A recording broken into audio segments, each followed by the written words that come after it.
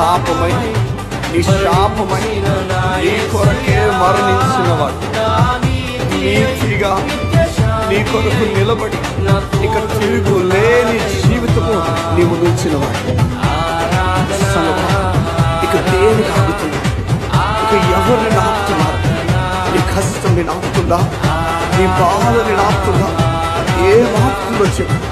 ఇంత ప్రేమించే దేవుడు నీకున్నప్పుడు నీకే తన సొంత కుమారుని నీ కొరకు చేశాడు. నువ్వు పాపం చేస్తున్న వాడని తెలిసినా నీ పక్కనే ఉండడానికి ఇస్తున్నాడు. ఎంత ప్రేమిస్తున్నాడు చూడ. సంగమా కలిసి పాడు సంగమా.